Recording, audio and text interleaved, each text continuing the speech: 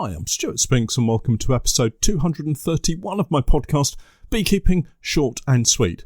This week it's pallet stands, grain store woes, parasitic mite syndrome and acetic acid treatments. Listen in for all of this and more beekeeping chat.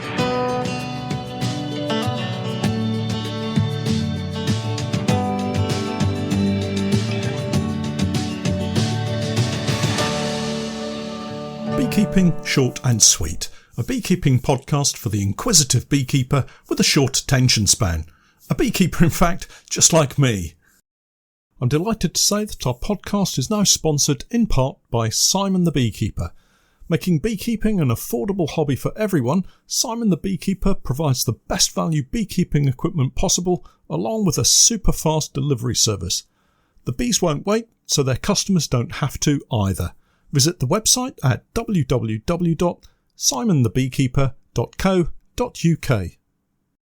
Hi everyone, another busy week passes by and we find ourselves speeding through October at a brisk trot. The weather, which always features in my podcast, has been all over the place, but temperatures remain high bizarrely, somewhere around 17 or 18 degrees Celsius this week. Not what I was expecting, but welcome all the same. It has been wet though, and it always seems to be wettest or warmest at just the time that I want to move my bees.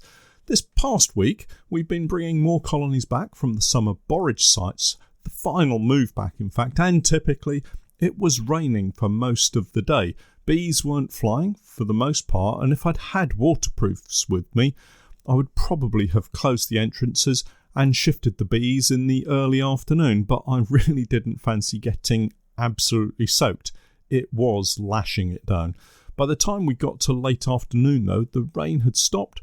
The clouds had moved away, the sun emerged, and of course, warm and bright weather encouraged the bees to head out en masse for things like toilet breaks, mostly, I suspect. Thank goodness the evenings are drawing in, and it gets dark around 6:30-ish, maybe 7.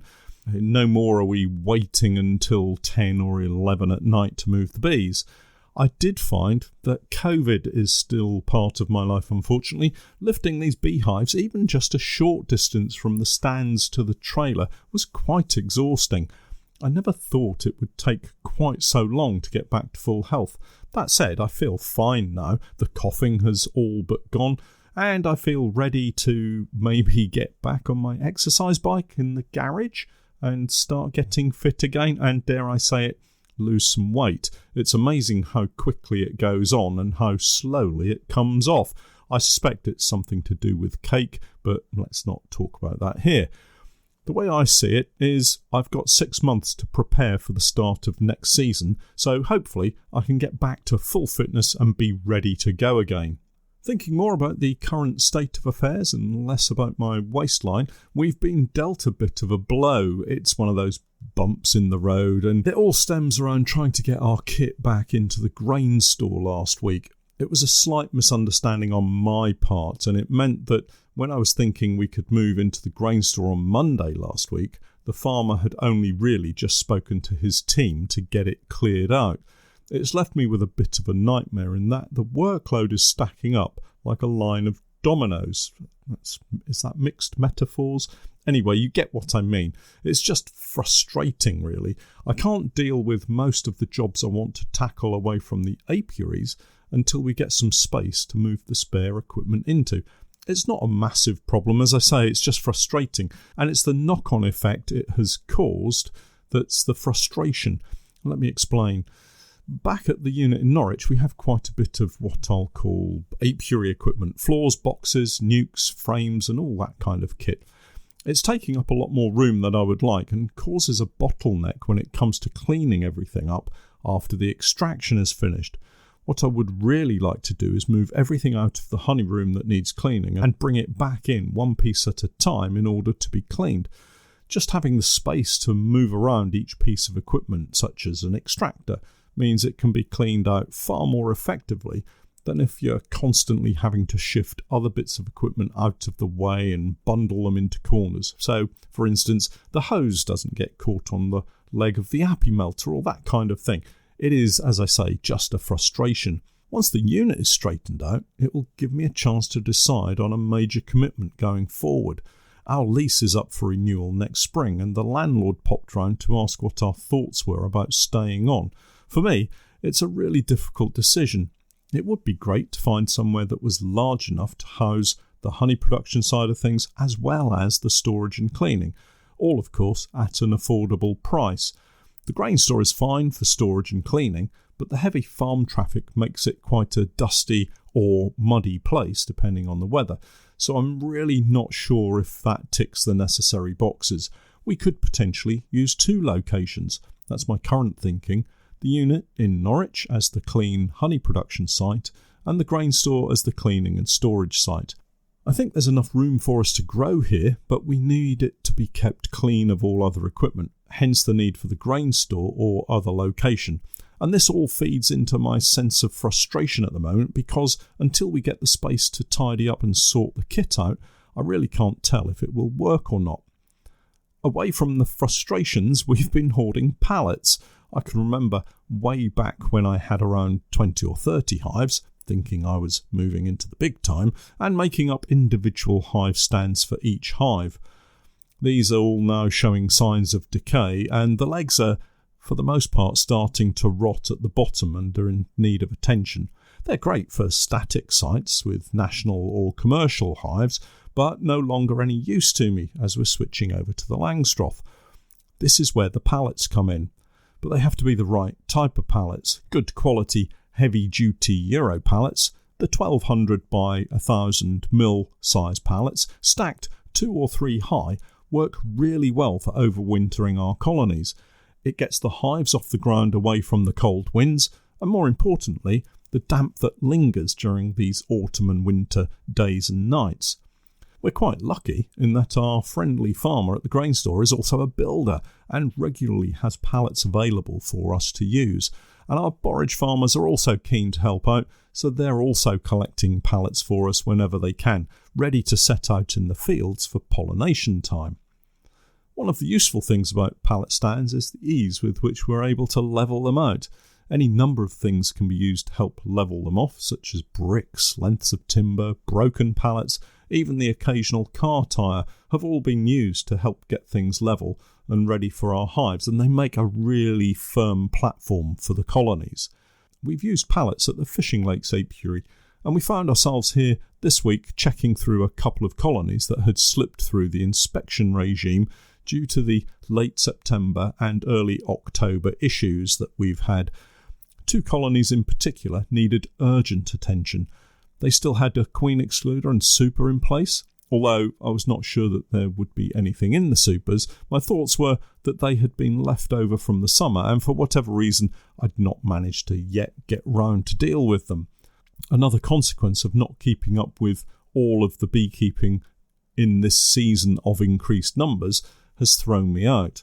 Not to worry, we can deal with it. The first thing was to pick a day that had reasonable weather, and luckily for me, the sun continues to keep the daytime temperatures nice and high, which allowed me to get in and see what was going on. If you've seen the video, then you'll know it wasn't all good news. By way of context, these 2 Langstroth colonies were from a batch that I purchased in the spring, and in keeping with previous late season inspections, Varroa has been a big issue.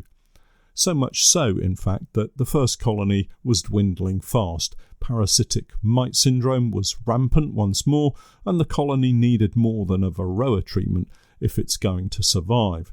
The solution, albeit quite drastic, was wholesale change. But care needs to be taken when you're doing something so radical so late in the season. I'm still dubious as to whether it's going to work out or not, but as an example of trying to deal with the situation, it will be useful for other beekeepers just starting out to have a look at, so it has its merits. This is what I did. Out of the 5 frames that had any sign of brood in them, all had dead, twisted larvae, desiccated and black larvae, and to the untrained eye it might be worth considering whether the bee inspector should be called in to check for a foul brood disease. but there were obvious signs of varroa damage, and none of the dead larvae had any signs of European foul brood, the most obvious being a swollen cream-coloured gut in the recently dead larvae, caused by the multiplying bacteria. So, what to do? Well, my assessment of the situation was the colony was too far gone for a varroa treatment on its own to be immediately effective. What was required was a radical change. All of the brood frames with sealed larvae would more than likely have varroa in them, so I removed them all. Yep, all 5 frames containing brood. It's a shook swarm without the shake, really. The sudden removal of all the remaining brood is more of a shock swarm than a shook swarm. It's possible the remaining bees might not survive, but they certainly would not have survived if I had done nothing. Subsequent to the video that I produced, I actually returned with a 4-frame honey pour nuke box and transferred the remaining bees and frames of food into that nuke. So what was I left with? Well, a laying queen, who I managed to find wandering around in the roof of all places, a small cluster of flying bees, and around 3 frames in total of food. The hope is that the queen, still a youngster with a white dot, will start to lay eggs and they'll be able to hold on until that brood emerges and bolsters the tiny colony's strength. I suspect it may not work out because the remaining cluster of bees is quite small. The issue here is with so few worker bees in the cluster, it reduces the amount of brood that they can take care of, and as a result the queen isn't going to lay frame upon frame of eggs as she would if there were more bees.